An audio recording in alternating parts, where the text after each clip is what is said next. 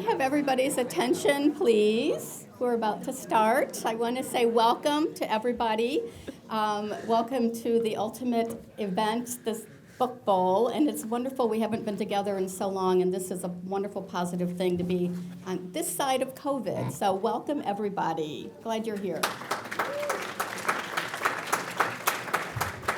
Okay, so this is your goal, to be named the champions of Book Bowl 2023, and your team's name will be added in a plaque along with the catalogers and the maybe masterminds who have won in the past. So. We also are live streaming this event, so I'm going to have you please silence all of your phones or any of your devices, if you could please do that. Thank you for being here. We're all excited. Today actually kicks off National Library Week, and our very own Executive Director of the library, Susan Bayer, is here to welcome us.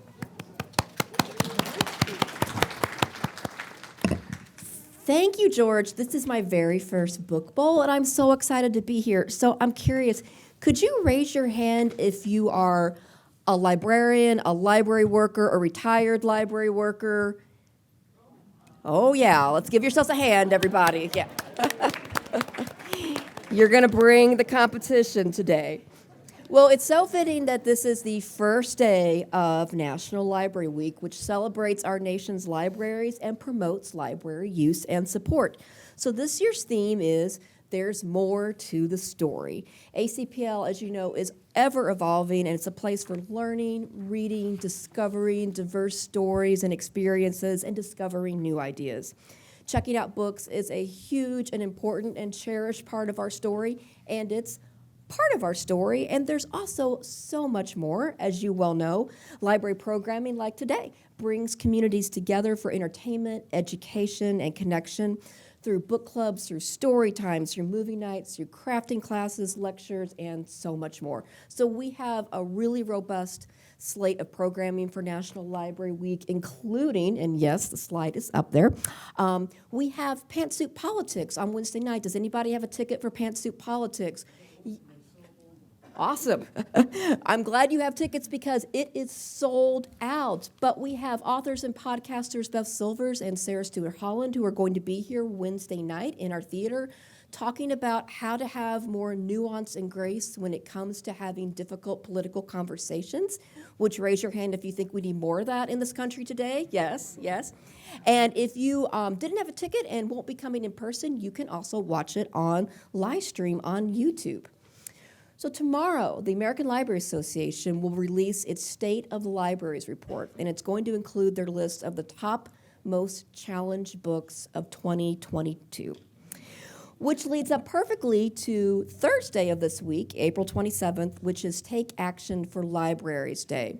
You're very well aware, I'm sure, of legislation happening here in our own state of Indiana, plus in states around the country, that can threaten and compromise our right to read. And I know by being here today, you understand the importance of the freedom to read, how precious that right is, and what we need to do to preserve it. So for that, I thank you, librarians, thank you. Have a lot of fun today, and good luck. Thank you. Am I turning it over to Lisa?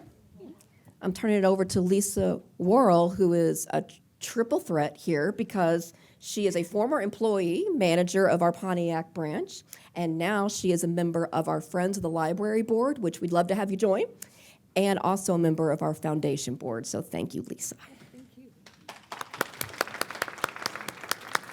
I just want to say a couple quick words. So I love the library. I'm no longer working as a librarian, but I wanted to stay involved and support this great institution.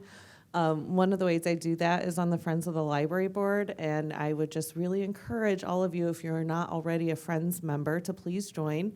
The membership supports really important programming like the Pantsuit Politics speakers that are coming on Wednesday. We support other author visits, Lincoln at the Library lecture series, gallery exhibits, and continuing education for staff, and of course, the summer library program. So, if you are not already a member, we have a QR code on the screen. Please feel free, if you are so inclined, to aim your camera on your smartphone at that barcode and join the Friends of the Library. Thank you.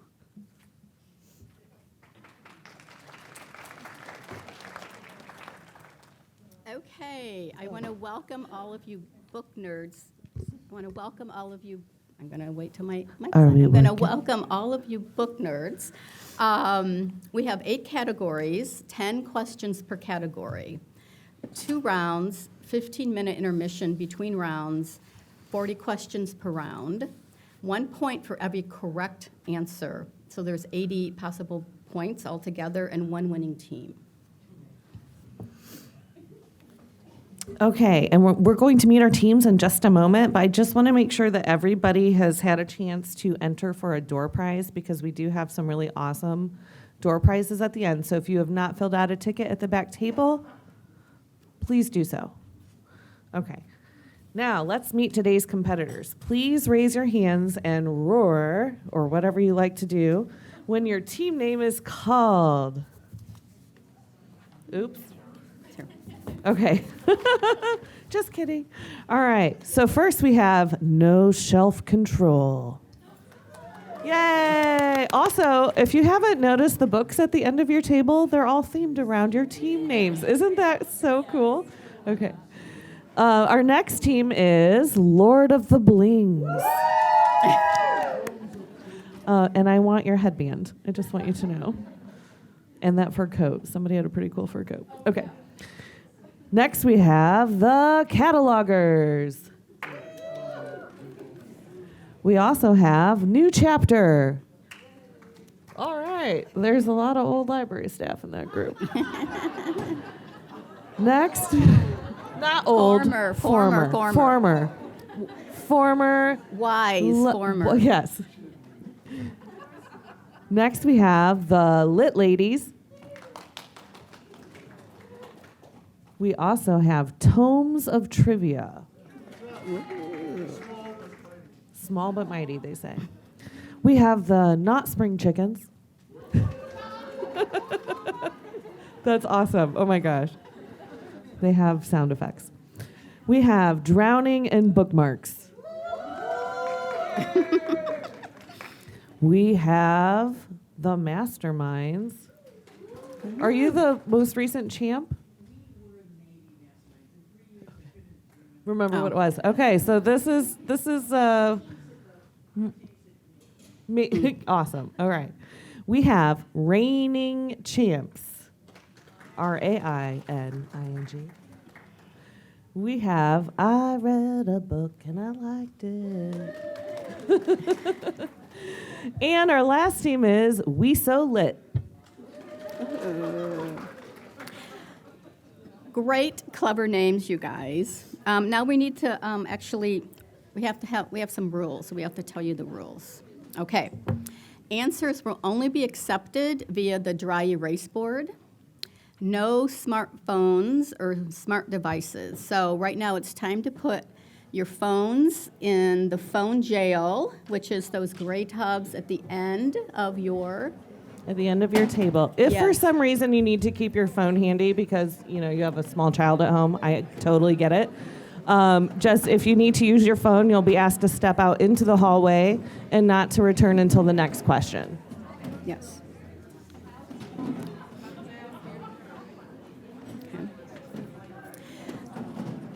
Okay.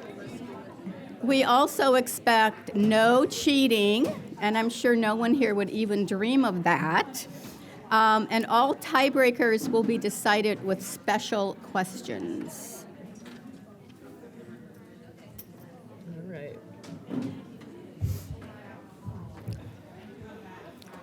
All right. Are you guys ready for a practice question?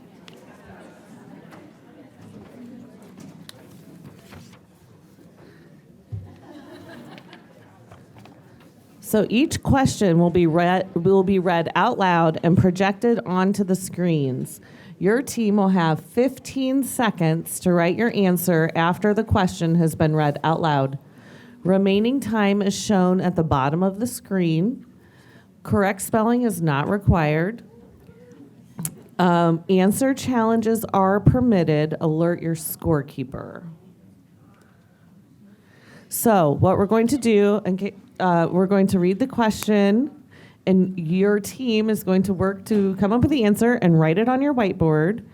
And then when the timer runs out, we're going to say, boards up, or something like that.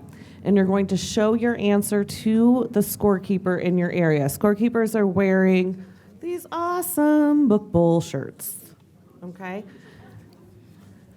Is that it? Yep. All right, so here's our practice question. This Book Talk star wrote 6 of the top 10 print bestsellers of 2022, according to Publishers Weekly.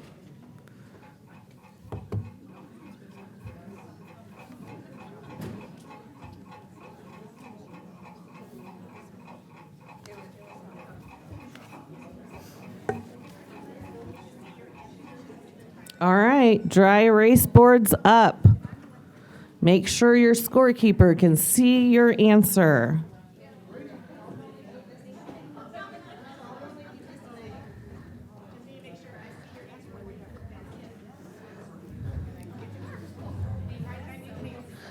Okay, everybody get the process?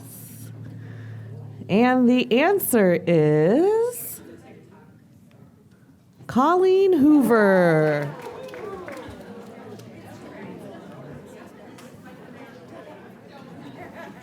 Okay, are there any questions before we get started?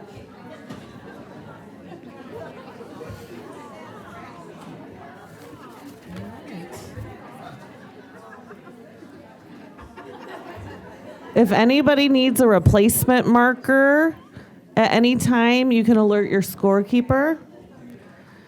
I think there are tissues on the table to wipe off your whiteboards. Everyone wave to your assigned scorekeeper. Be sure your scorekeeper sees responses after time has expired for each question. All right, put on your thinking caps. It's time to play. Am I doing the first one? Yep, you are. Okay, our first category is award winners. I'm like eating this. I feel like I need to be closer. Okay, question 1. This late author won the Booker Prize twice for their trilogy about the rise and fall of Thomas Cromwell. I think they won it 3 times, actually. No? I think they won it for all 3 books.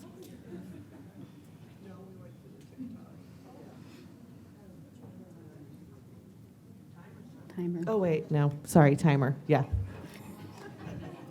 No. Okay.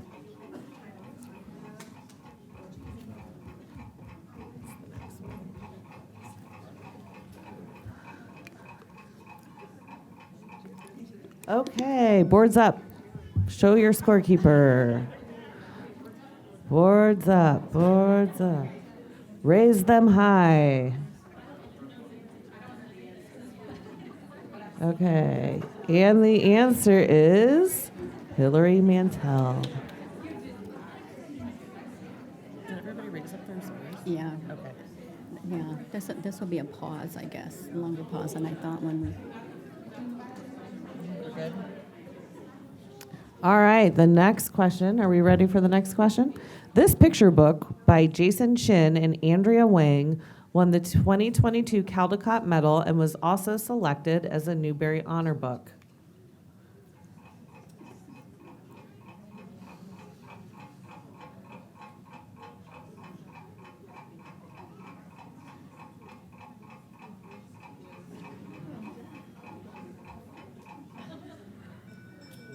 Ding, ding, ding. Boards up.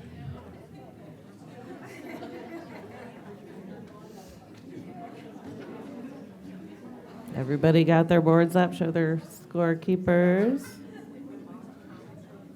Okay. The answer is watercress.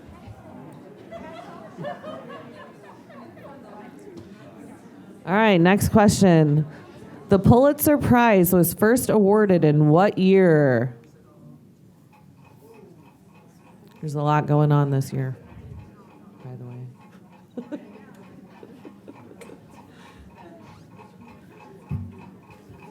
kind of a big deal as years go. All right, boards up. Eating this microphone. What? Like eating the microphone. All right, the right answer is 1917.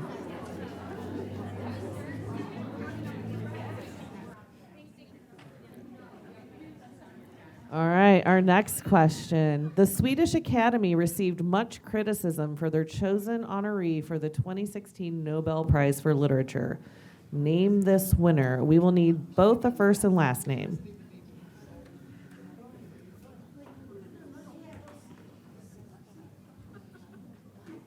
Oh gosh, thank you. Sorry. You got extra time.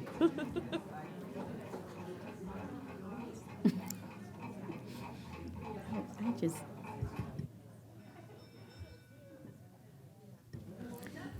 All right, boards up. Who's got it? Who's got it? So the reason why this was such a controversy is because he doesn't really actually write your standard definition of literature. And the answer is Bob Dylan.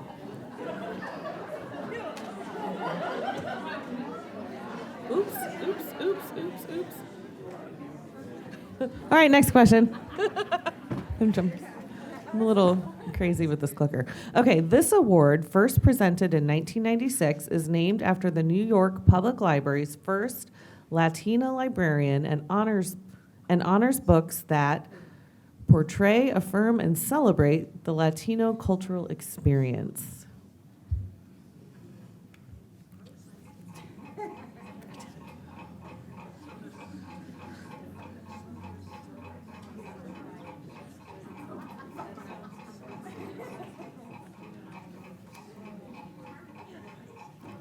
All right, boards up. Who knows this answer? I know some of you know the answer. Bessie, I'm sure, has it right. Okay, and the answer is the Pura Belpré Award.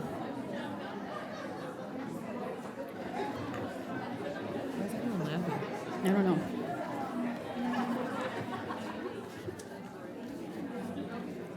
All right, ready for the next one? Question 6. This author won the 1965 Edgar Allan Poe Award for Best Novel, which depicted a British agent being sent to East Germany as a faux defector to sow disinformation about a powerful East German intelligence officer.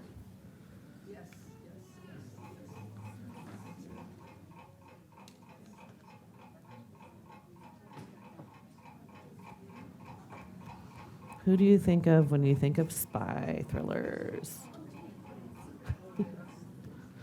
All right, boards up. Boards up. Okay, scorekeepers, we good? All right. And the answer is John Le Carré, the spy who came in from the cold.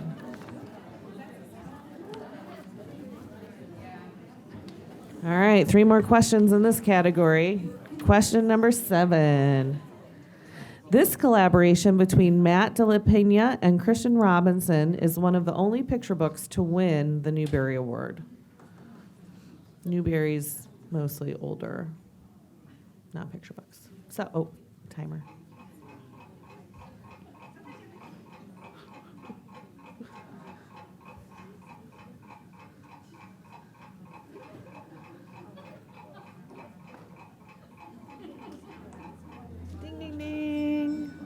Boards up. Show your scorekeeper.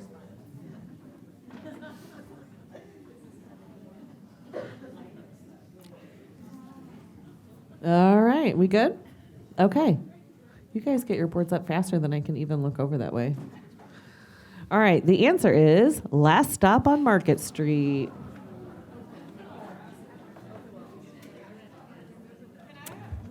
Yeah.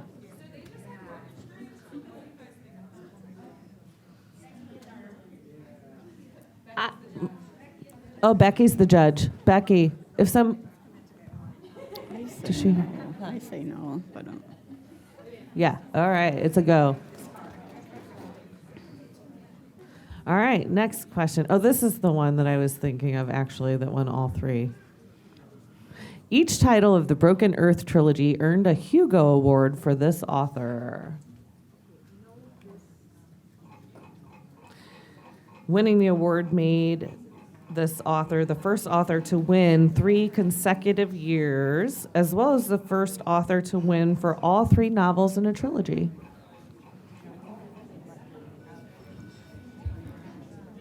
All right, board's up.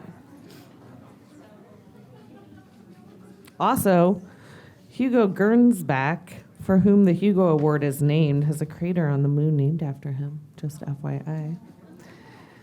The author is N.K. Jemisin.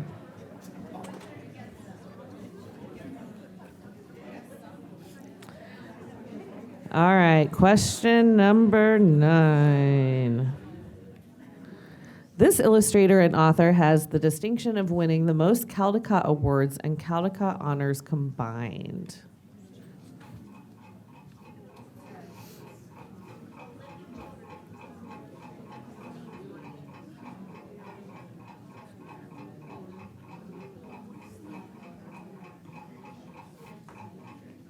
Ding ding, board's up.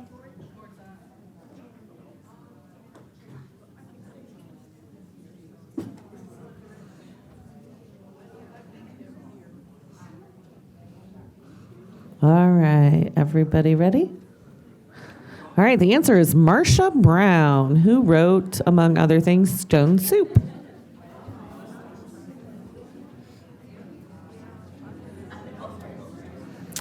Our next question is a multiple choice question, and you'll just need to write the letter on your board. Question 10. Steve Sheinkin, I hope I'm saying that right, has won 3 Yalsa Book Awards. Which of these titles is not one of his books? Just write your letter. A, Most Dangerous, Daniel Ellsberg and the Secret History of the Vietnam War. B, Bomb, The Race to Build and Steal the World's Most Dangerous Weapon. C, The Notorious Benedict Arnold, A True Story of Adventure, Heroism, and Treachery. Or D, The Giant Leap, NASA, the USSR, and the Space Race of 1969.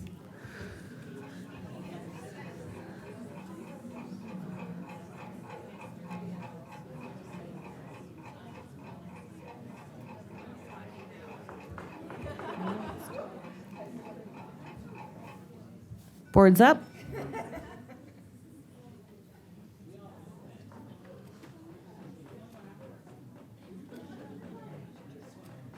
All right, and the answer is D. He didn't write this book.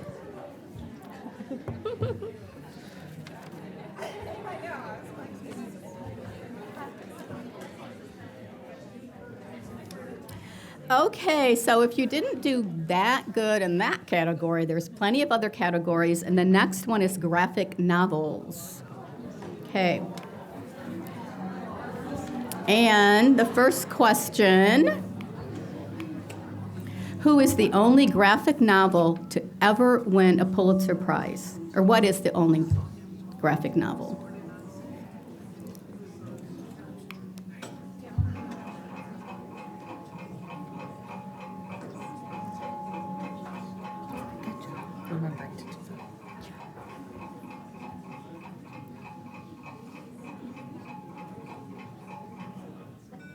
All right, board's up.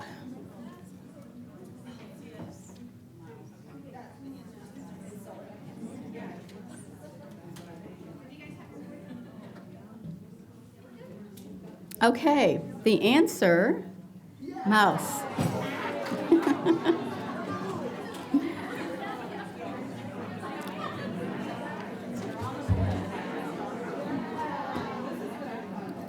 All righty, next question. This author wrote and illustrated 3 graphic memoirs based on her childhood, Smile, Sisters, and Guts. Who is this Eisner Award winner? I feel like if you have a 13-year-old daughter like I do, you definitely know this answer.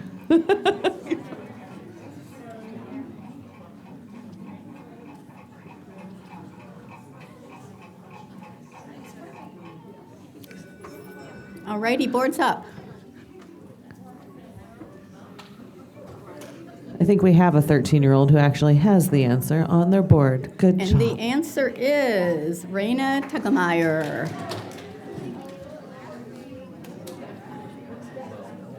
All righty. Next question. What graphic memoir was written by Marjan Serpapi about growing up in Iran?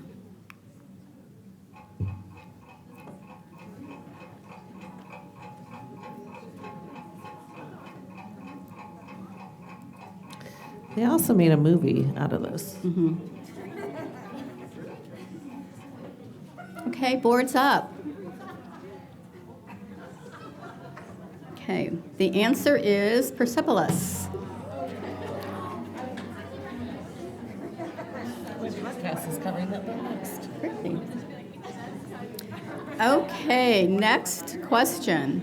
A graphic novel won the John Newbery Medal for the first time in its nearly 100-year history in 2020, as Jerry Craft won the award for what book?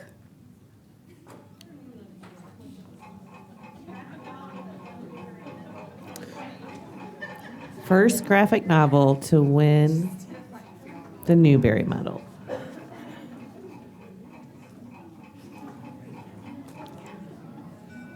All right, board's up.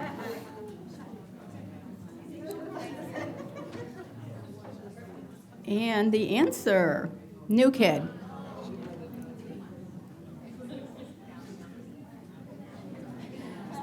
Okay.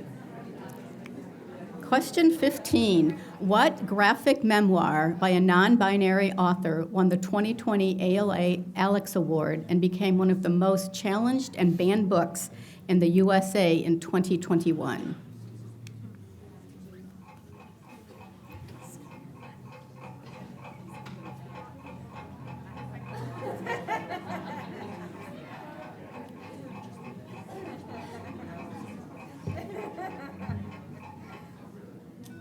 Alrighty, board's up.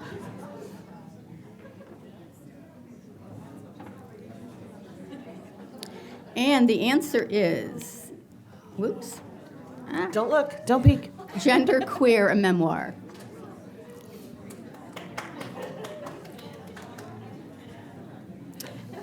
Okay, what award-winning graphic novel? Oh, Oh, there's a challenge. we have a challenge. What is the challenge?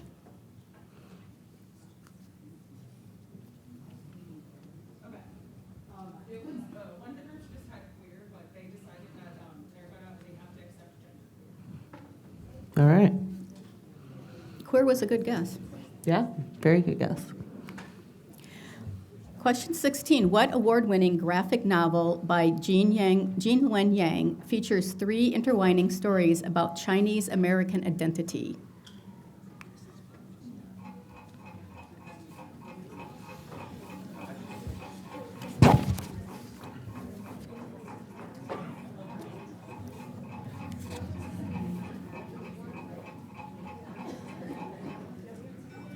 Okay, board's up.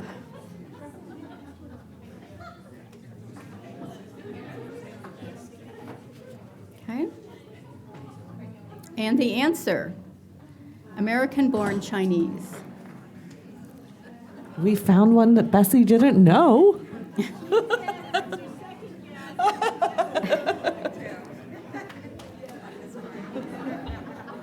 Okay. Created by Congressman John Lewis, this graphic novel memoir is a vivid first-hand account of Lewis's lifelong struggle for civil and human rights.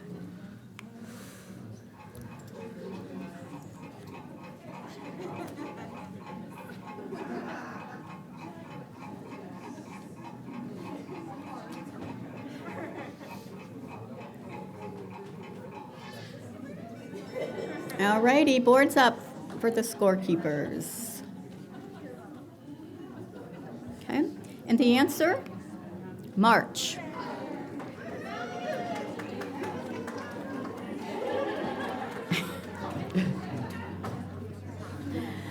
Okay, next question. When Stars Are Scattered, a National Book Award finalist, is about two brothers growing up in a refugee camp in what country?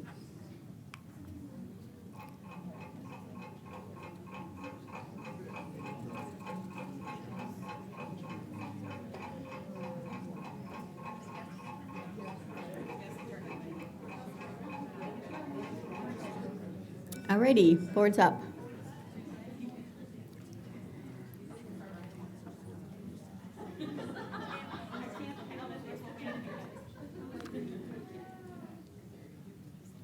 Okay, and the answer? Kenya. We've got two more in this category.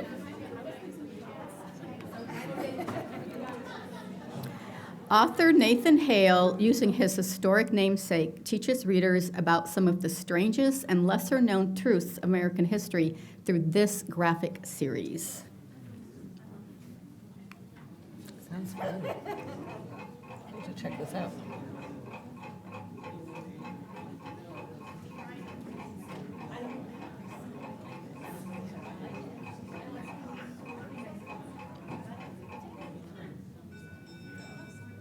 Boards up.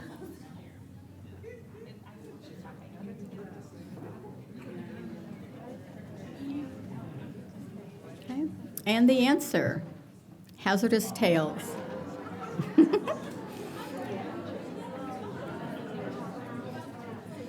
Okay, this is the last question in this category. And again, you just need the letter. In what decade was the term graphic novel coined? A, the 40s, B, the 50s, C, the 60s, or D, the 70s?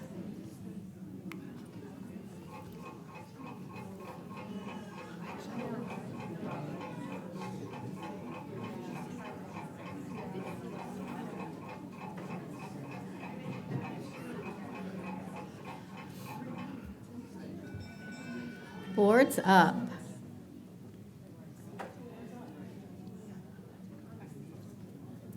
And the answer is C, the 60s, 1964 to be exact. Okay, we are going to say goodbye to that category. Now, do not judge. The next category is heroes and heroines. I think it's heroines. Or heroism, whatever you prefer. Question 21. While searching for an Easter egg in a worldwide virtual reality game, Wade Watts discovers a game where the winner inherits the game creator's fortune. Name this book.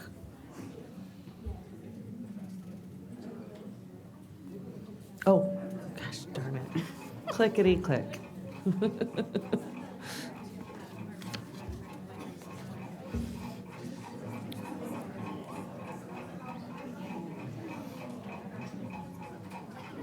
I think they made this into a movie too, right? All right, boards up.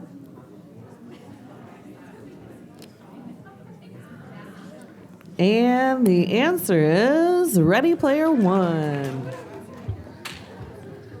Next question. Author C.C. Bell. Oops, wait. Oh, we have a challenge.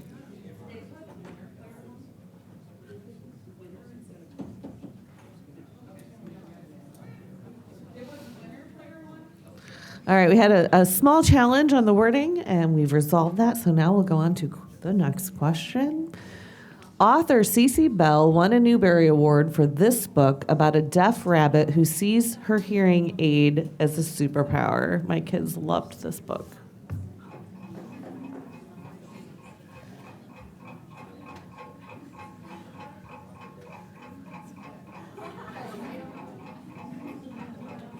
A book about a deaf rabbit. Boards up, please.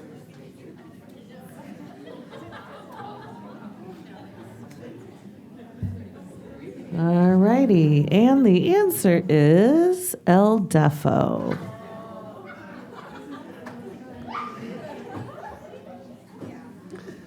All right, ready for the next question? In this coming-of-age novel, Esperanza begins to face the realities of life as a young woman in a poor and patriarchal community of a Chicago neighborhood.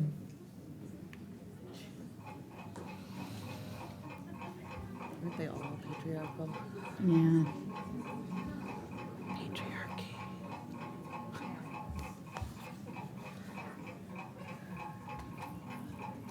All right, boards up. The answer is the book by author Sandra Cisneros and The House on Mango Street.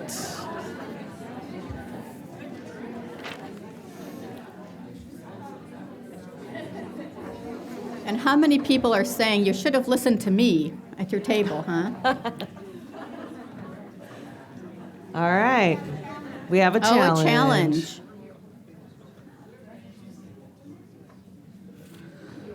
Did they say, I could say it in Espanol. La casa en la calle.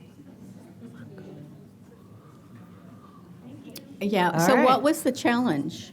They have on Mango Street without a house, so they decided it has to have a house on Mango. Oh. Something on Mango Street. Okay, next question. Caldecott Award winner Brian Floca, I looked up how to say that before I came today, wrote and illustrated this picture book about the everyday heroes who worked tirelessly to keep our communities running during the COVID-19 pandemic. Like your librarians.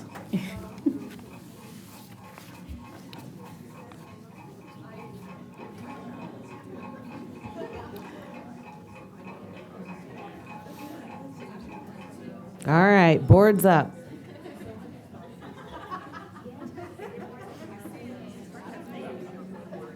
All right. And the answer is keeping the city going.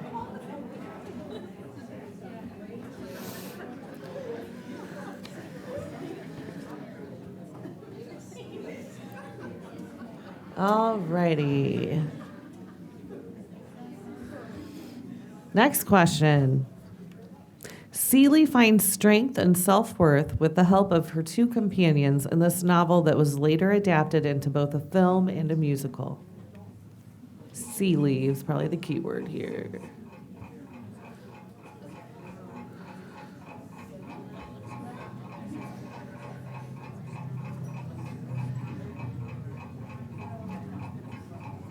Ding, ding, ding. Boards up, please. All right.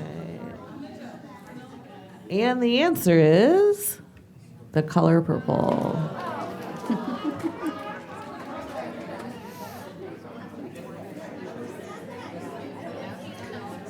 All right, next question.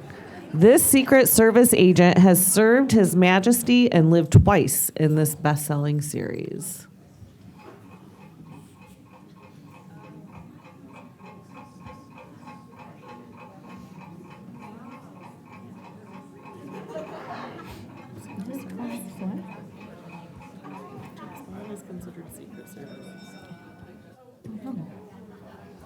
All right, boards up. Okay. And the answer is Bond, James Bond.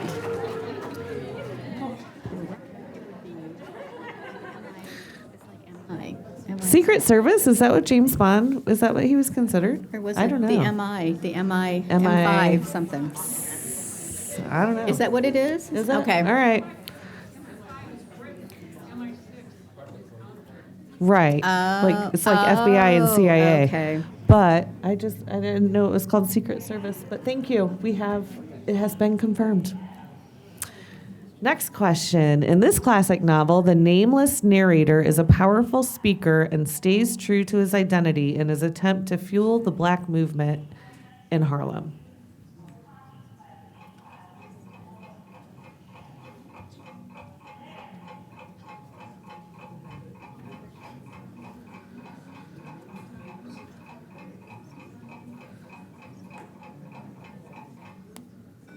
All right, boards up, please.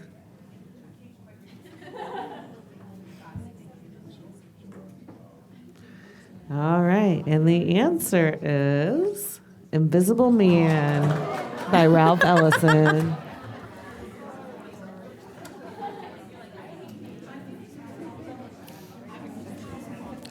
All right, now, we have a challenge. And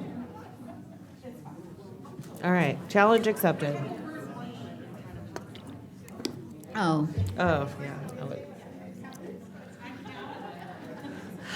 I would accept random articles. Yes. yes. All right, next question. Edward Stratemeyer created this heroine, but hired ghostwriters to write the books from this popular series that has been inspiring readers since 1930. And I am a poor librarian who did not know this. Yeah, this is a surprise for me too.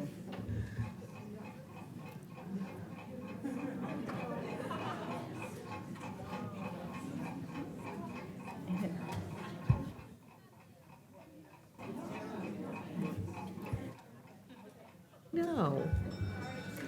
All right, boards up. I was quite disappointed actually when I found this out.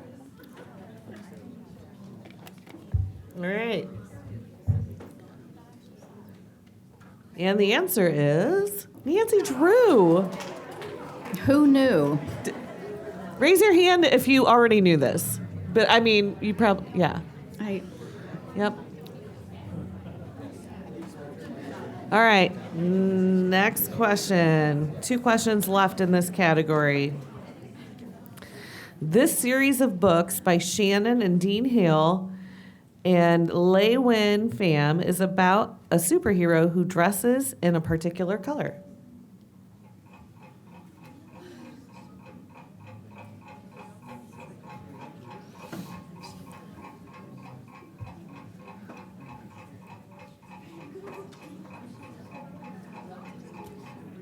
All right, boards up, please.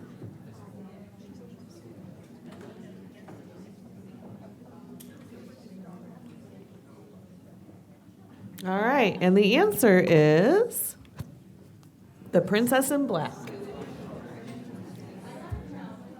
We have a challenge. She has to be wearing black.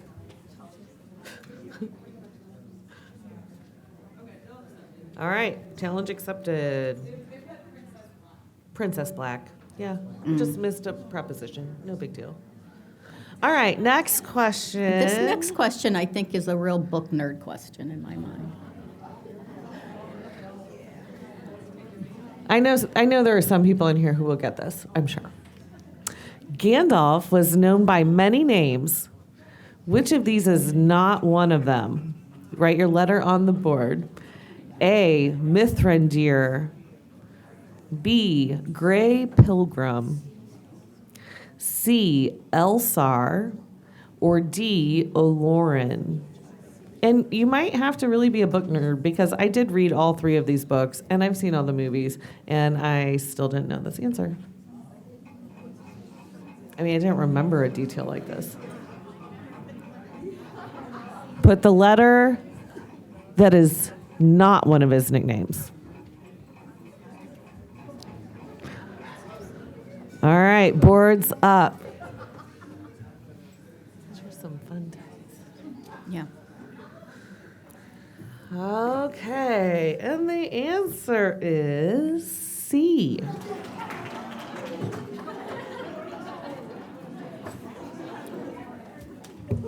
New category coming up. New category. This is my favorite category. And it's Who's Your Authors?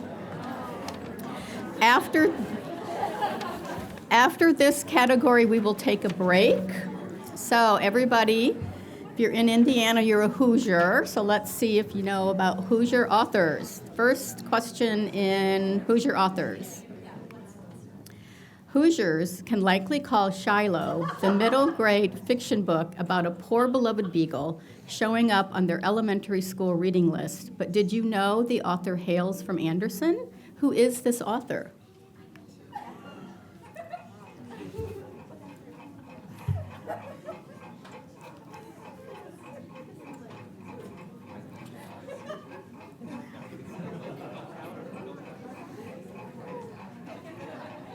All right, boards up for your scorekeepers.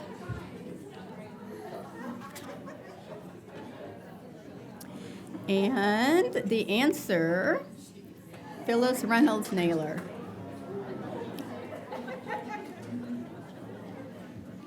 All righty, next question. This best-selling indie novelist won 2 Pulitzer Prizes while keenly observing Midwest upper and middle classes. Who is that?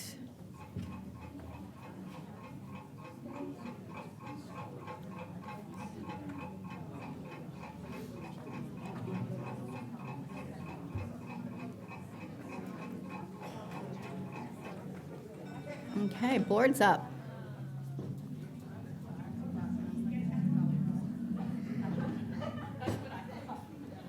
Okay. And the answer is Booth Tarkington.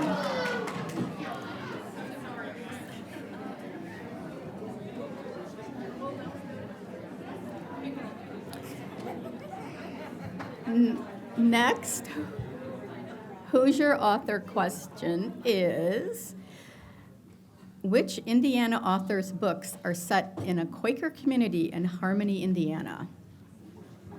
I've read all of these. I love these.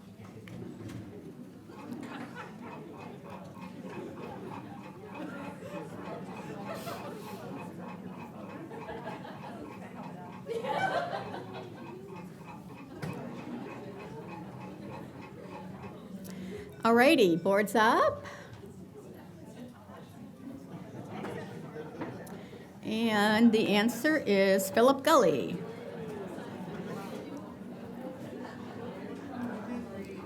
Okay, Hoosiers, next question. What was the first book published by Indianapolis native John Green?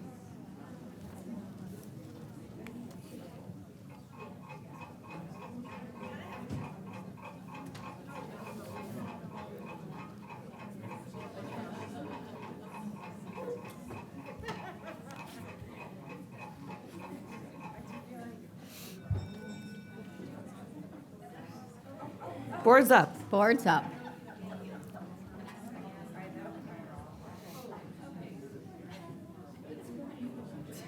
Okay. And the answer is looking for Alaska. We have a challenge.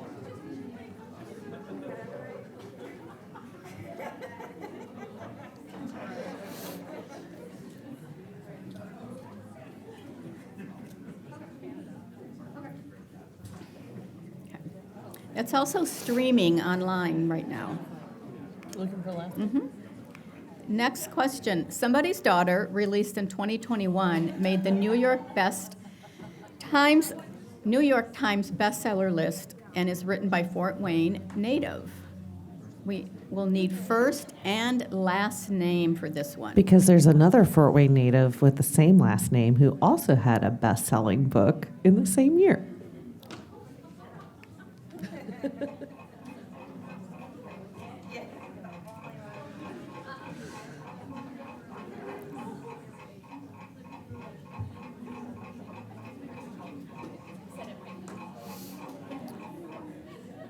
Okay, boards up.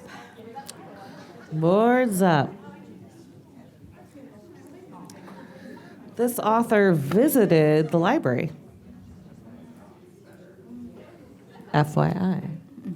And the answer, Ashley C. Ford. The other Fort Wayne native with the same last name who had a best-selling book the same year is Tanisha Ford, and it was called Dressed in Dreams. And she is actually the daughter of a very good friend of mine. Well, there you go. Okay. Next question. This Hoosier author's latest book, Death at Greenway, is set during World War II at Agatha Christie's Holiday Estate.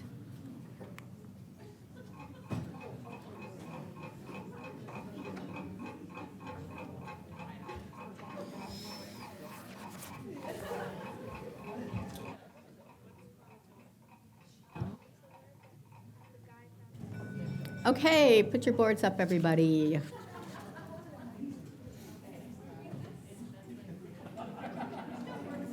Okay, the answer, Loris Raider Day.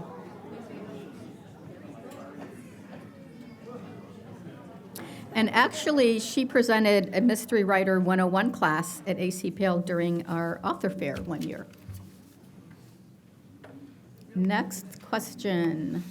This picture book, Brave Miss Muffet, was written by this former ACPL employee.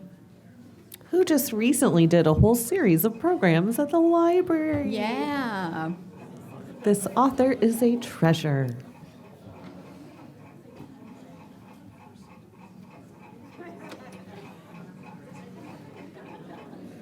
Okay, boards up.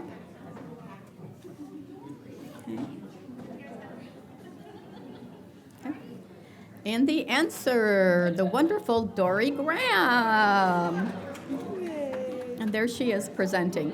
She's just wonderful. Her whole family is wonderful. She does really awesome for people. Okay, next question. This author has called Fort Wayne home since 1991. While she has written picture books and nonfiction for children, many of her works are in novels and poems.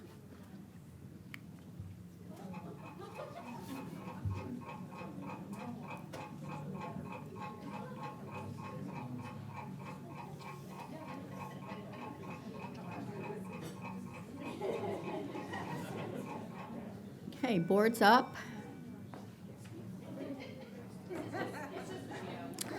And the answer, Helen Frost. My favorite book by Helen Frost is called The Braid, and it is really impressive how she laid it out. I highly recommend it. Like, it's structurally amazing. Alrighty, next one is also for nature lovers. What species of bird did Fort Wayne resident Kate Hesterman, a fan of ornithology, write about?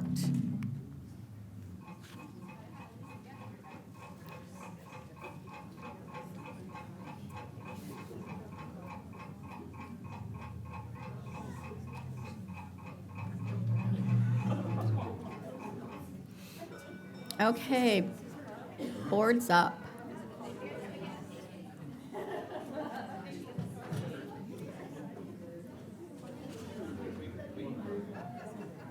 Okay, Is it dodos? it's not the dodo bird. I'm sorry, Lisa. Robins.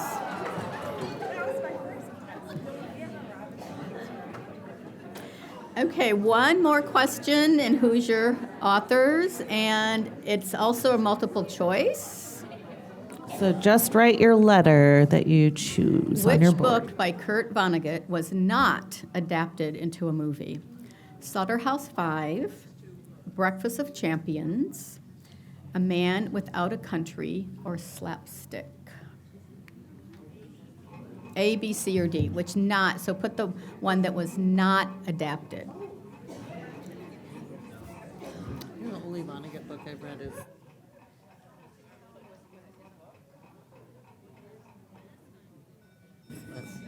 Okay, boards up for the scorekeepers.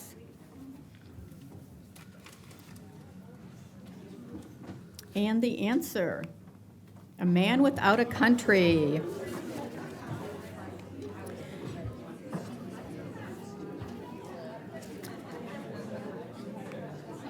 Okay, you guys are doing great and having a lot of fun. I can hear it's time to stretch. Please grab a snack. There's also water. The restrooms are in the Great Hall. And we'll be back to start at 2:15. Okay, everybody, we're halfway through. And Lisa is going to announce the top 3 so far. Which is also written on the whiteboard right behind me, but if you have not been up to check it out, our currently in third place is We So Lit, which is so fun to say.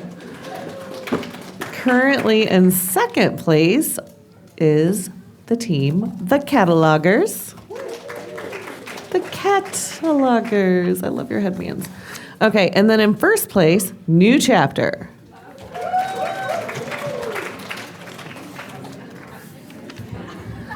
Okay, we're moving on, and Lisa's going to be taking us into banned book territory. All right, banned books. Challenged books, what we don't like to see. Wait. All right, ready for the question? First question of this new round.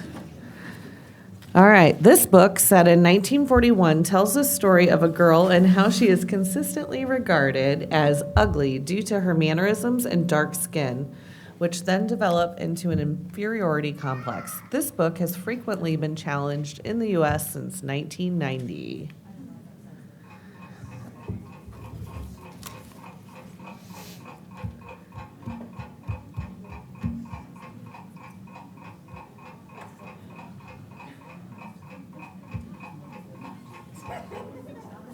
All right, boards up, please.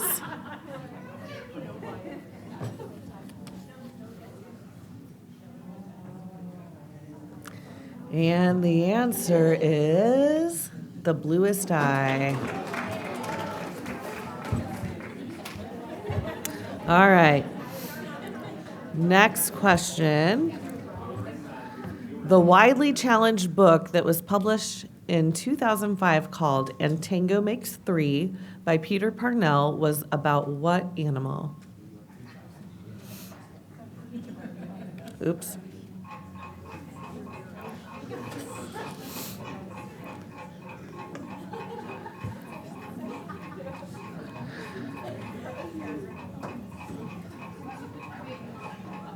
We have some at our zoo.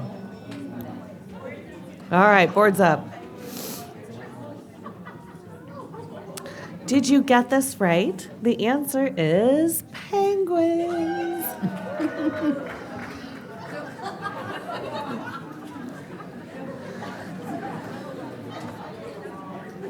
All right, next question. In 1873, the war against books went federal with the passage of this act, a congressional law that made it illegal to possess obscene or immoral texts or articles or send them through the mail.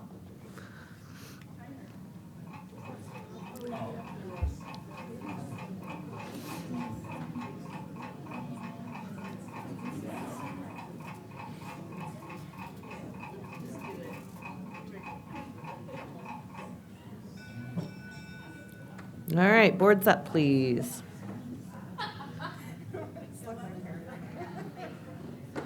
All right, and the answer is the Comstock Act.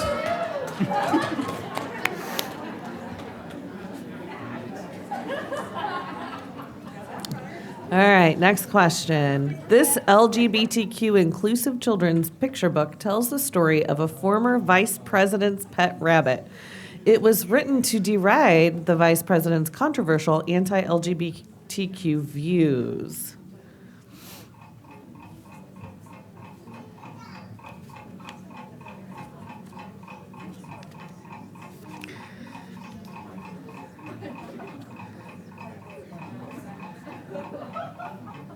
All right, boards up.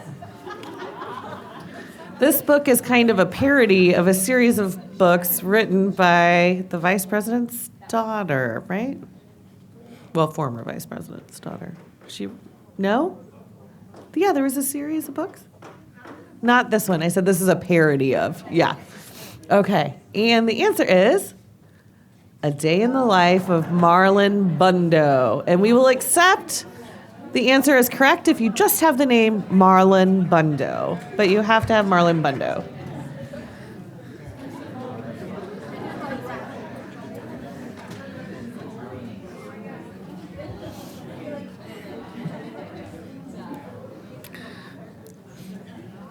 All right. Next question. By the 1920s, this East Coast city was so notorious for banning books that authors intentionally printed their books there in hopes that the inevitable ban would give them a publicity boost elsewhere in the country. Nothing sells books like challenging them.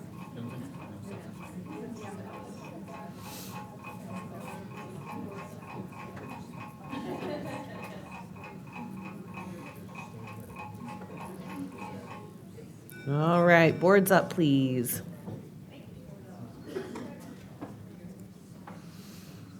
All right, East Coast City, and the answer is Boston.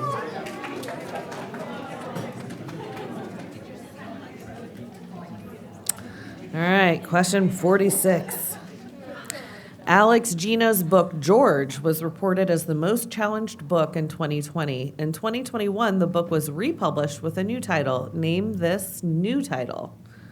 So it used to be George, but now it's... Timer. Sorry. But now it's something else. And I can tell you why.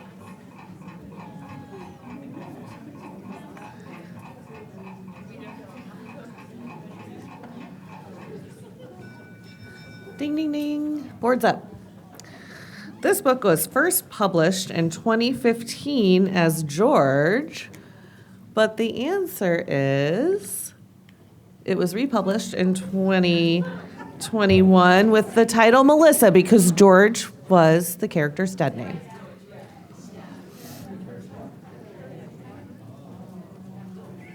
All right. Next question. Who wrote the Newbery Award winner, The Giver, that has been banned at several schools in Texas, Massachusetts, and Washington? And the book was challenged because it has topics of infanticide, euthanasia, sexuality, and suicide.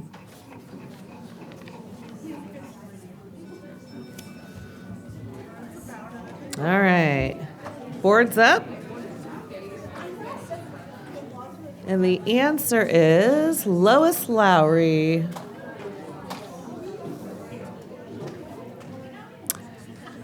All right, next question.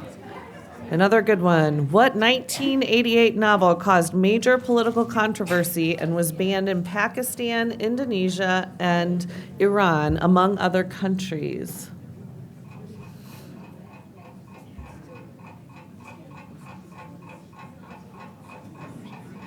In the prime, I shouldn't say that maybe yet.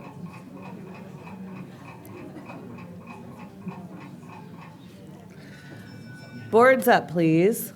The primary controversy around this book was that people said it was blasphemous. The answer is The Satanic Verses.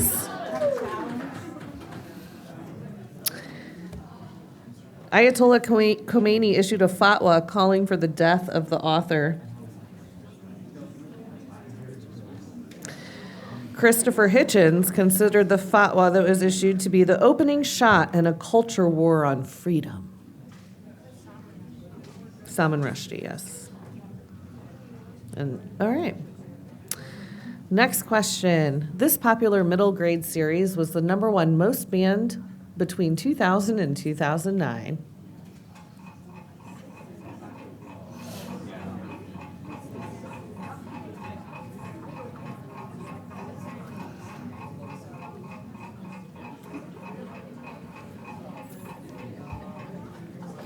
Boards up, please.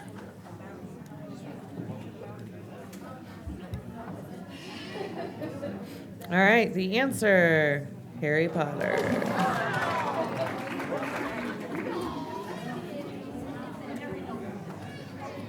All right, next question, number 50. In March of 2021, Dr. Seuss Enterprises announced that they were ending publication on 6 books written by Dr. Seuss for racial illustrations. Which of the following is one of these books? Write your letter on your board. A, Bartholomew and the Oobleck. B, On Beyond Zebra. C, Thidwick, the Big-Hearted Moose. D, The 500 Hats of Bartholomew Cubbins.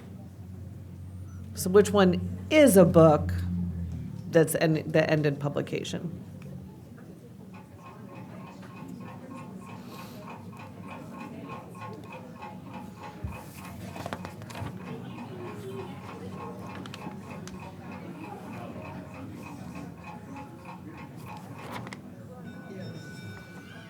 All right, and board's up. Oops, boards. And the answer is B, On Beyond Zebra. The 6 titles, if you're curious, that are listed on the screen there.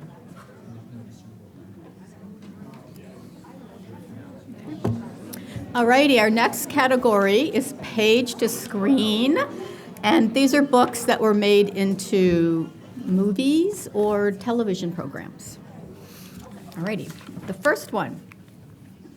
The true story of a free black man who was kidnapped and sold into slavery in 1841 was adapted into this Oscar-winning 2013 movie.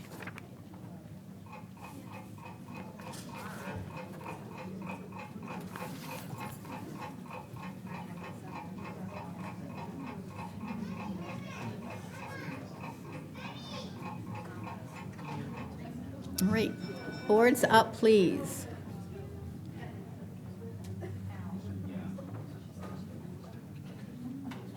Okay, and the answer, 12 Years a Slave or 12 Years a Slave. You can write the word out or you can write the number. Okay, next question. This book was where protagonist Belly starts to be noticed by 2 brothers over the summer she turned 16, became a hit Amazon video series. What is the name of the book and series?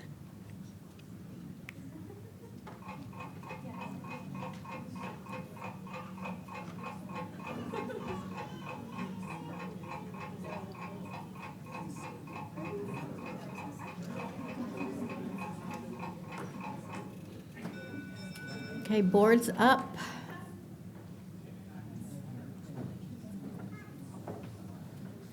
Okay, and the answer, the summer, the series is Turned Pretty. Okay, we have a challenge, couple challenges.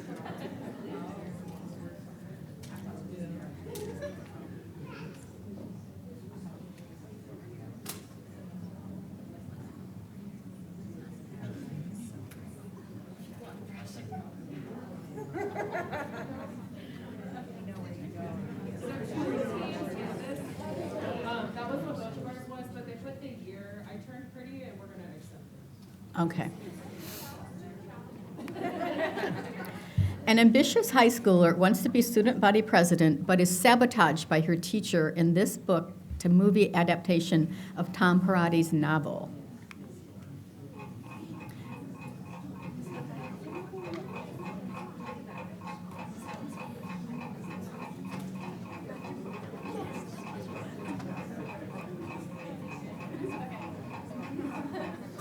Okay, boards up, please.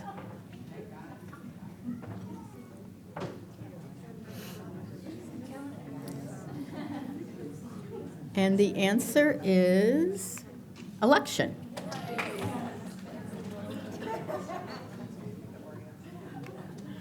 William Goldman's most inconceivable achievement is that he adapted his own novel into a screenplay, producing this ridiculously entertaining story of true love. True love.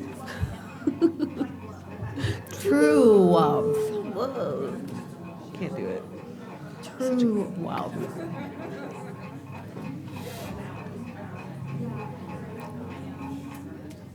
Okay. And the answer, this is one of my husband's and mine go-to movies. The Princess Bride.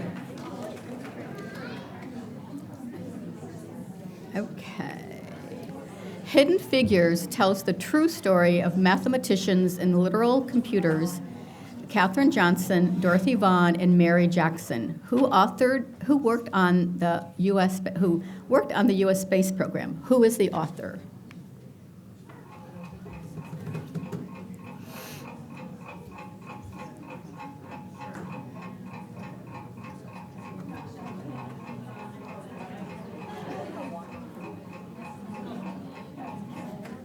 Okay, boards up.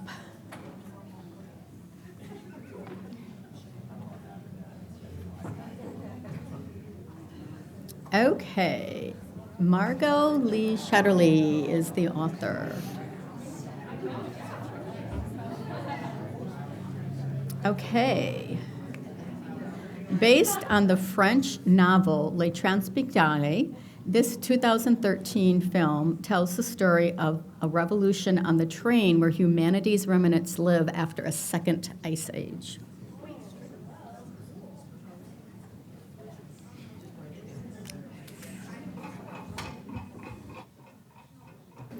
I've been practiced. I can't speak French. It's a crazy language. What? It is a crazy language. It doesn't make sense. Like Spanish makes sense. Yeah, I can't, like, it doesn't, you look at the words, it doesn't look like what it would sound like. Okay, and the answer is Snowpiercer.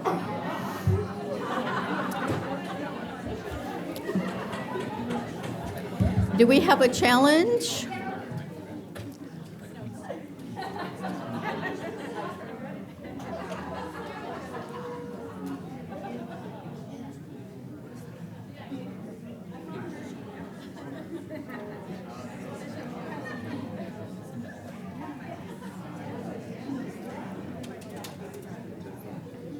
All right. Okay.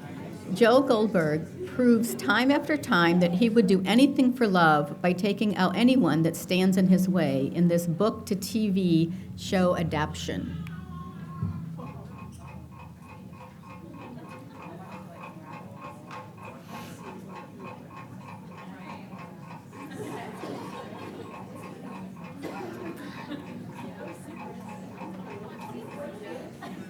Boards up.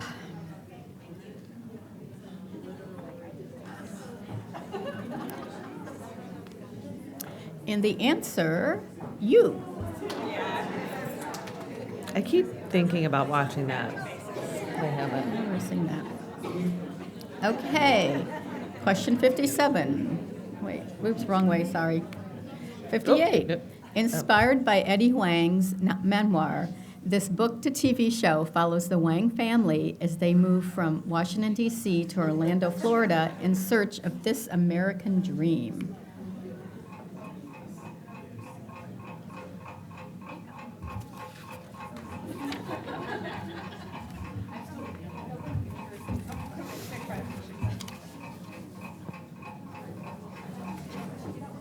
Okay, boards up, please.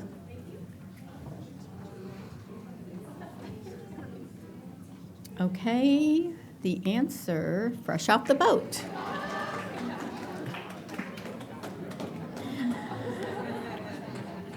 Oh, where did I do that? Okay.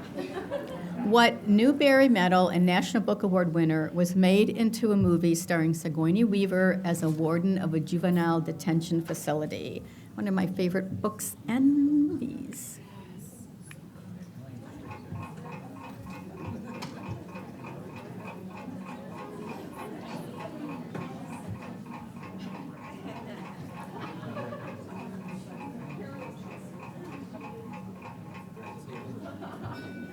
Okay, boards up.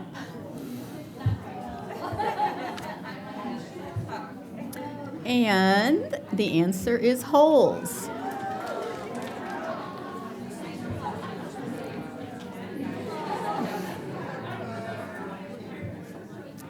Okay. Crap, what do I keep doing that? How much was German writer Michael Ende paid for the movie rights of his fantasy novel, The Never-Ending Story, which became a cult classic? And again, we just need the letter on your board. A, $25,000, B, $50,000, C, $75,000, or D, $100,000.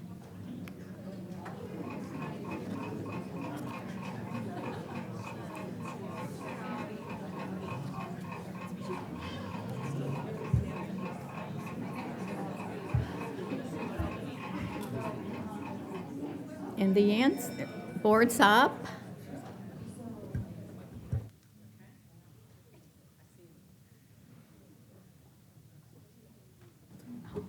And the answer, $50,000. Okay, Lisa is going to take the next two categories, and the first one is literary loves. Literary love. Literary loves. All right, we have just these two categories left. 20 more questions. First question in this category. Young lovers Tish and Fonnie are unwillingly separated in this moving 1974 novel, which was later adapted into an Academy Award-winning film.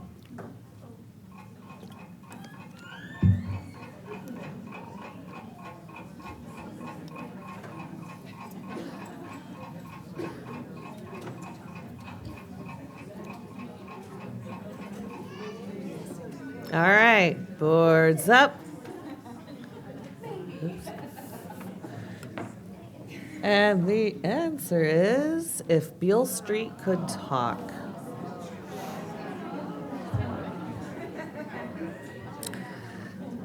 Next question. If you have young children, you might get this right. Or if your children are middle school, you might get this right. Mo Willems' Elephant and Piggy books, which are awesome, were award-winning bestsellers that had young readers in fits of laughter. Willems ended the series with what appropriately titled book? What was the last book in the Elephant and Piggy series?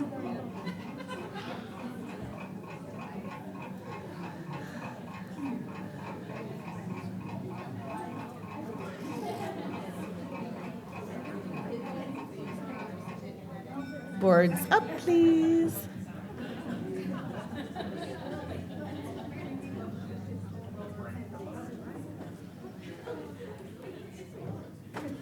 All right, the answer to this question is called the Thank You Book.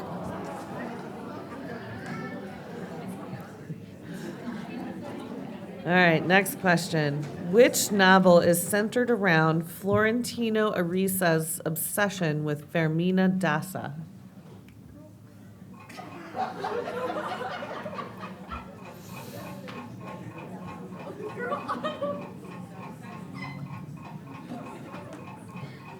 There's also a 2007 film of the same name starring Javier Bardem. Boards up. The film was great. I've honestly never read the book, Love in the Time of Cholera. I did read 100 Years of Solitude, which felt like 100 Years of Solitude to me, but I was pregnant, so maybe that's why. Next question. In Roald Dahl's The BFG, what is the name of the girl in the story?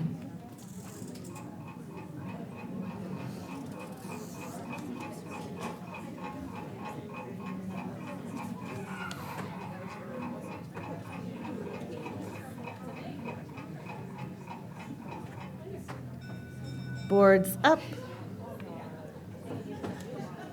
And the answer is Sophie.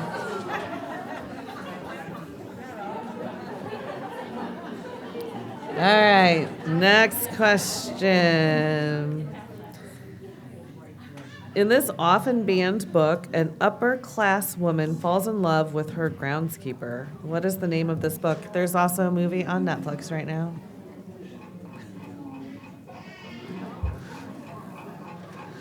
My mom had this on her bookshelf when I was little, and I was forbidden to crack the cover. And I obeyed. All right, boards up.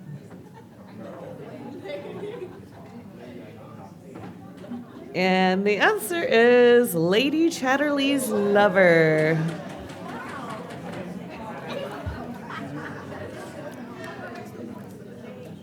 What? I can't hear her. What'd she say? Extra points. You want extra points? Bessie would like extra points for getting names of the two characters. Bessie, you'd be able to rack up like 200 extra points if you did this for every question.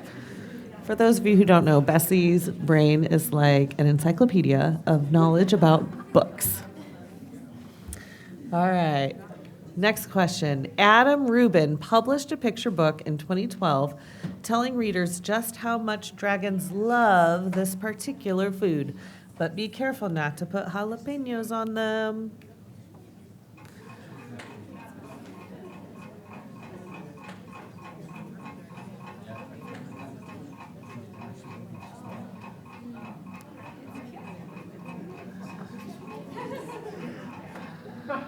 All right, boards up.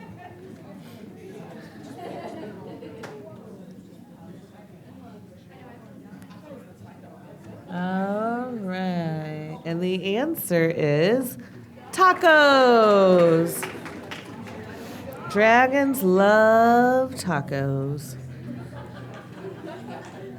All right, number 67, question 67. A misconstrued letter, an accusation, and a war kept lovers Cecilia and Robbie apart in this 2001 novel, which was not my favorite one by this author, but still okay.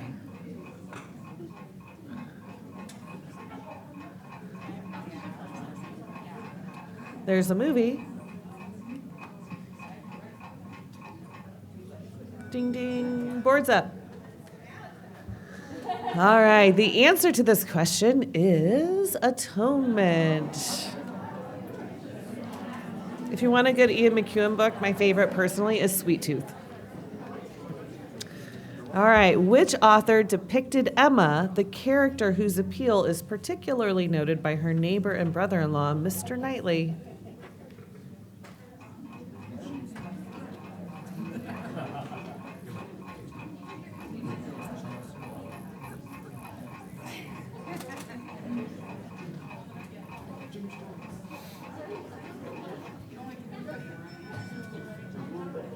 All right, boards up. She's actually my ancestor. This is why genealogy's fun. Jane Austen is the answer. All right, the next question. In Midnight Sun, Stephanie Meyer retells Twilight from which character's point of view? In case you just didn't get enough of the first many books.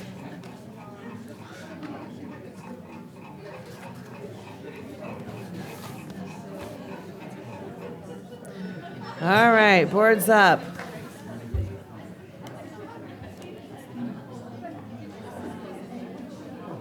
All right, everybody got their answer. So were you Team Edward or Team Jacob? Am I even getting this right? Team Jacob? It's Edward. The answer is Edward.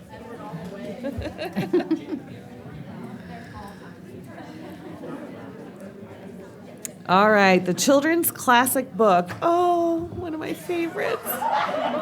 Frog and Toad Are Friends by Arnold Lobel showcased two best friends who do everything together and had young readers in love with reading. In what year was it first published? And we just need the letter. A, 1970, B, 71, C, 72, or D, 73. Oh, timer.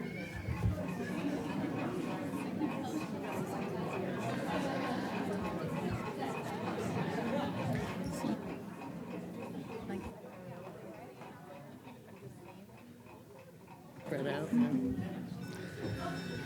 Boards up, please. And the answer is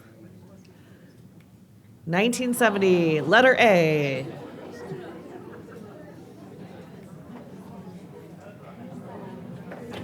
And the next category, when in doubt, go to the library.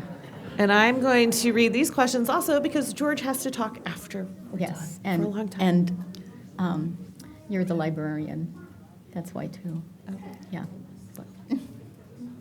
All right, when in doubt, go to the library. This fictional library exists between life and death. It is filled with books, each offering a different version of a person's life. It's not very old. It's kind of a recent book. I mean, it is a recent book, recent-ish.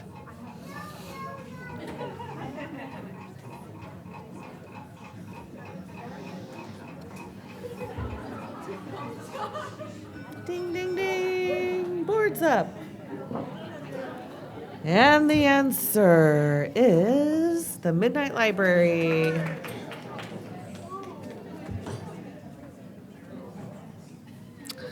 All right. Lucian, the librarian, oversees the Library of Dreams and Neil Gaiman's The Sandman.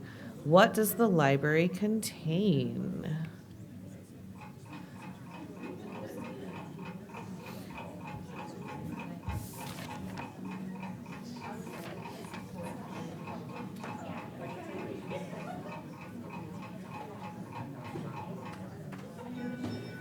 All right, boards up, please. And we need pretty much the exact phrase or the concept for this answer. And the answer is every book that was never written. All the books that were never written will take.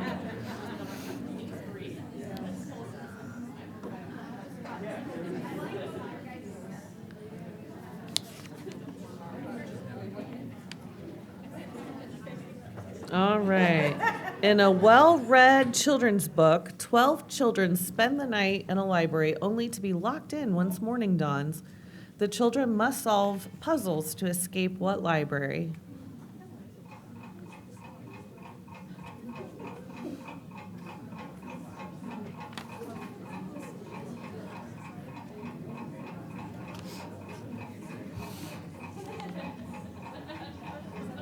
Ding, ding, ding. Boards up.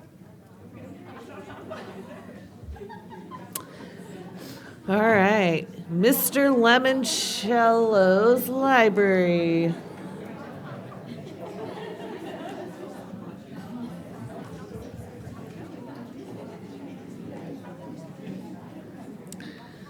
All right, question 74. You won't want to visit the Library of Alexandria in this humorous fantasy series for children. Biblioden is in charge, and it's one of the most dangerous places on the planet. Also, I had to look this series up because I hadn't really ever heard of it, and it's by one of my husband's favorite authors. So if you know my husband, maybe that'll help, but otherwise, sorry. Board's up.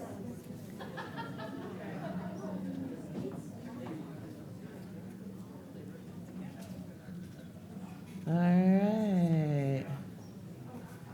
And the answer is Alcatraz versus the Evil Librarians, and it's a series by Brandon Sanderson, who wrote Mistborn.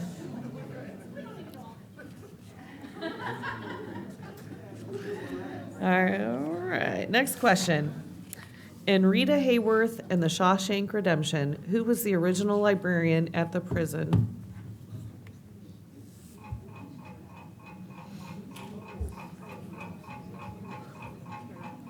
And then he breaks our heart at the end, or later in the movie.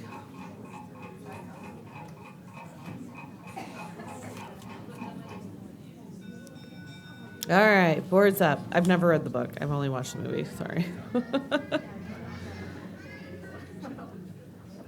And his name is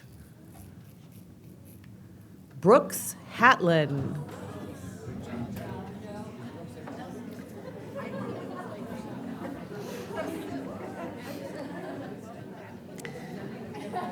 All right.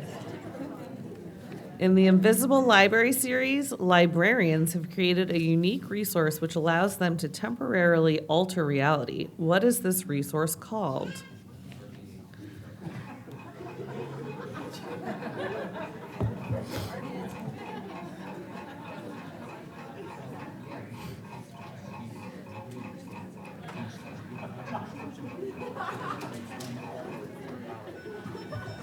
All right.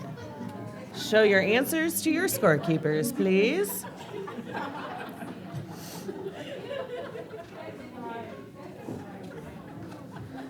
The answer is the language. I have not read this series.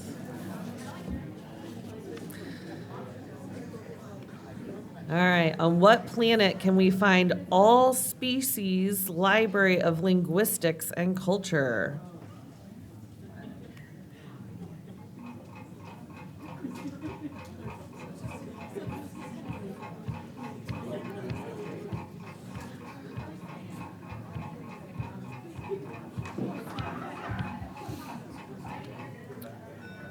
All right, any sci-fi fans out here? Okay. And the answer is Bolfaris, which I had to look this up because I had no idea what this was. The author is Julie Zerneda, Czerneda. She's a Canadian author who wrote books in the Web Shifter universe. And the best I can tell is this one's from Spectrum. Anybody know? I don't know. All right. Some obscure trivia. More obscure. Question 78. The Library of the Unwritten, the Archive of the Forgotten, and the God of Lost Words feature a library located in this unusual location.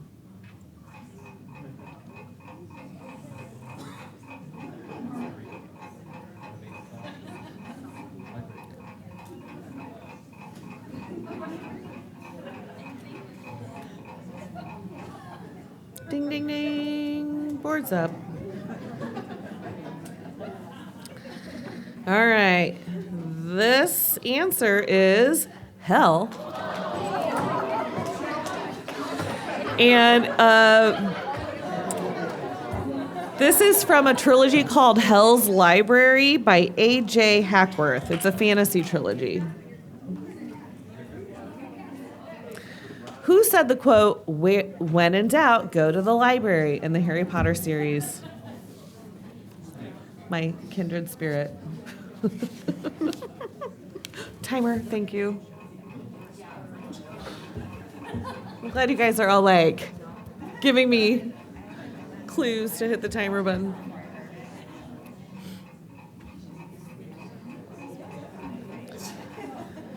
Ding, ding, ding. All right, put your boards up. My very favorite character, Hermione, said this. Anyone know who the librarian at Hogwarts was? What the librarian's name was? No bonus points. Just maybe, you know what? No bonus. I can't make that call as much as I want to. Who knows the answer? Yes, Madam Pince. Good job. I want to give you bonus points, but I can't. All right, and the last question, you guys, I'm so excited because this question, and I didn't write the questions, this question is from my very favorite book ever, and I was so thrilled that there was a question about it. Which of the following is the rule of the Cemetery of Forgotten Books, the library at the heart of Carlos Ruiz Zafón's, it's actually Z-A-F-O-N, Zafón, The Shadow of the Wind? A. So what's the rule here? Users must read the books they borrow in one sitting. B. Users must pass the books they borrow onto a worthy recipient. C. Users must immediately forget about the books they borrow. Or D. Users can borrow one book which they must protect for life. It's so good. Such a good book. And you get a little bit of Spanish history when you read this book, which I also love.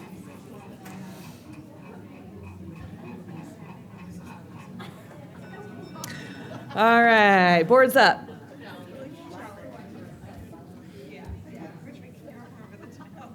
All right, and the answer is D. Users can borrow one book which they must protect for life. And if you haven't read it, stop in reader services before you leave. All right, you did it. We're going to tally scores. So wait, book nerds, we have a tie. The tie is between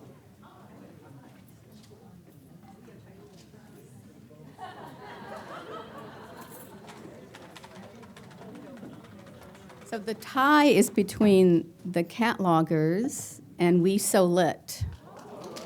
So we have tiebreaker questions, and Lisa will read.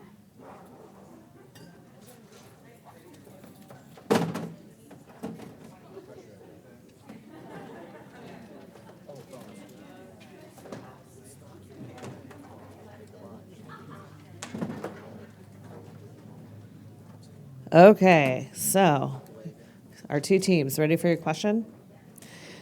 What classic character says this? Once for all, I knew to my sorrow often and often, if not always, that I loved her against reason, against promise, against peace, against hope, against happiness, against all discouragement that could be. Is there a slide for it that I should have been doing?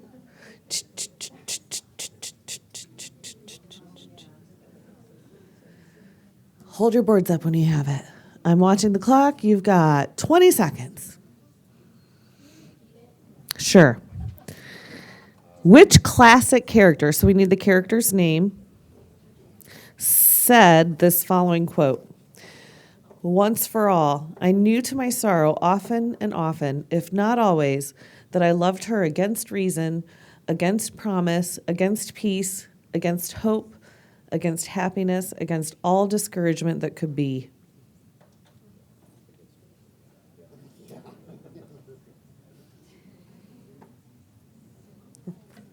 And if you don't get this one, I've got another question. All right. Good.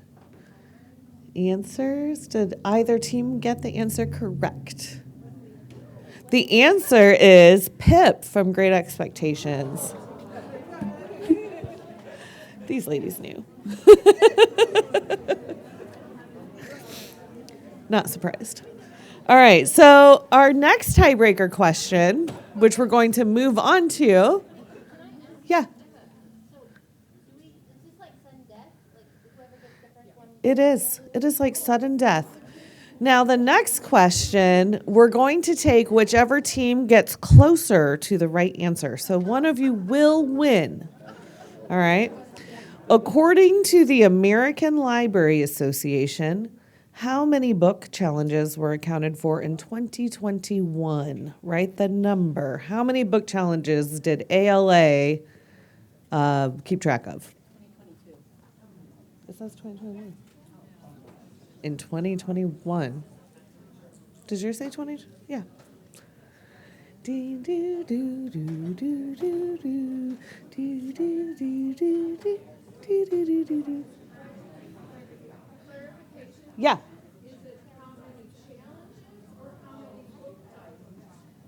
How many book challenges? I'm guessing that's the number of challenges and not the number of titles. Is that fair? Yes. A challenge is where like somebody goes that's been reported. So the challenge has to be reported to the American Library Association. So if somebody goes into a library and says, I don't think you should have this book on your shelf because I have XYZ problems with it, that's a challenge. Yeah.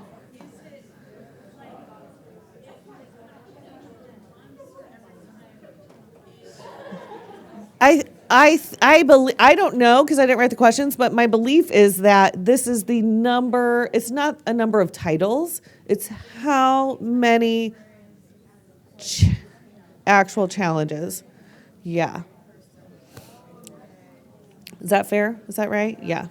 So most libraries, if you don't know, have like a challenge policy. So if something gets challenged, then there's like a whole series of events that gets triggered to review the challenge and respond to it. All right. Number, write your number. How many digits does your number have? 5? 4 digits? All right. What are your answers? 20,000 and 1,800. And you guys are our winners because the answer is 729.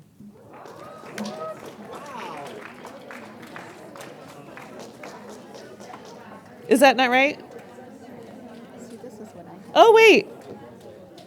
Why do I have a different answer? You still win. You still win. My answer's wrong. Did you not get the right, Oh. the updated one? I oops.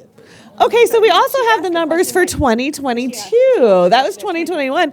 2022, there were 1,269 challenges. So they still win. So you still win. I have the old list of questions. Okay. You might have. Okay. All right, congratulations, but you are all winners in our book. I'm so funny. We also have some door prizes now. But do we need a picture of the team? Oh, I'm going to turn this over to George now. Okay, so We So Lit was first, the catalogers second, and the masterminds were third. Good job, guys. These were hard questions. They were hard questions. Say that again, I'm sorry.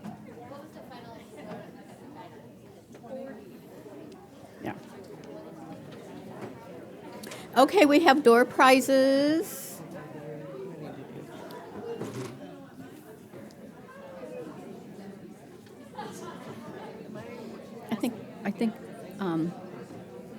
I think, So do you have the name of all the? We would like to thank everybody who donated prizes for this, for our book bowl, our sponsors, if you will, who you will find out who they are in just a minute when we tell you what these awesome prizes are. so, first up, I'm doing yours, no, I'll have you go. Oops. All right, first up, we're going to draw for Peerless Cleaners. The winner will get two $20 certificates for Peerless Dry Cleaning. And the winner is Patrice Hunsberger, Tomes of Trivia. Come on up. Come on up.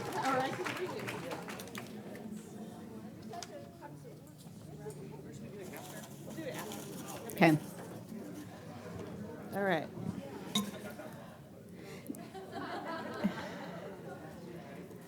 The next one is going to win Fort Wayne Tin Caps prize package featuring a Stanley bobblehead. Okay, it is Connie Metler, also of Tomes of Trivia. Maybe I should put these with the things, though. Yeah, that would be smart. Okay, you missed one. Oh, did I miss one? Okay. Okay, now we have 2 tickets to see One More for the Road, a Frank Sinatra reenactment concert starring Bob Anderson and a 32-piece orchestra at the Embassy on July 18th. And that is Veronica Bell. I read a book and liked it.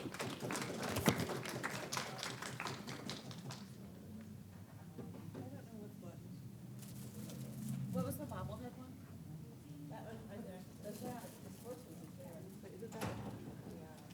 That's the bobblehead. This is the bobblehead, Veronica?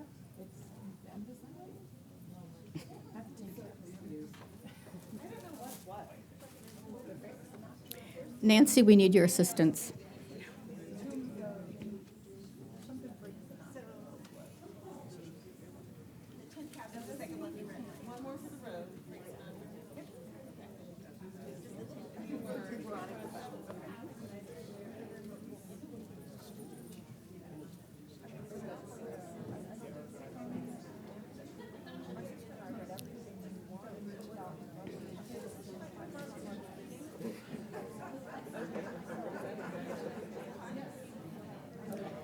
Okay, and we have 2 more.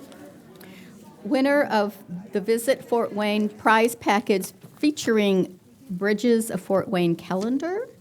And that person is Catherine Dupree of No Self-Control.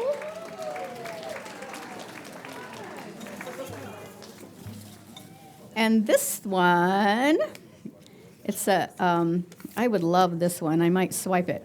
It's a 3-hour professional home cleaning from Maid Pro of Fort Wayne. And the winner is April Sloat of No Self-Control.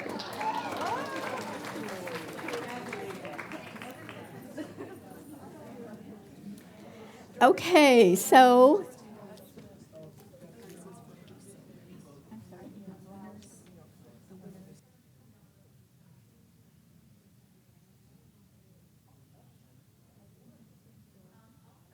Team gets ACPL swag bag.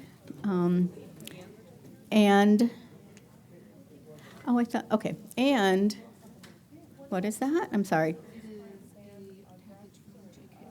Oh, okay, it's a package from J.K. O'Donnell's, the restaurant in town. Sorry. Okay, so what we're going to have the teams come up and take pictures in front of the slide, and the winning team can hold the trophy.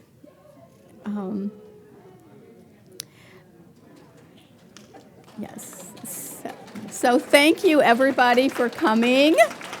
And we hope that you'll come next year. I want to thank all the staff who's been a part of this and planned this as well. And Nancy has indicated we'll be sending feedback forms to get feedback from all of you, so please give us your feedback. You don't have to tell me to sit back from the mic. I know, I get it. Sorry. Thank you, everybody. Have a wonderful afternoon.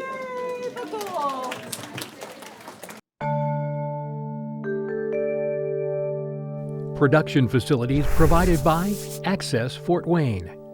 Learn more under the Explore tab at acpl.info.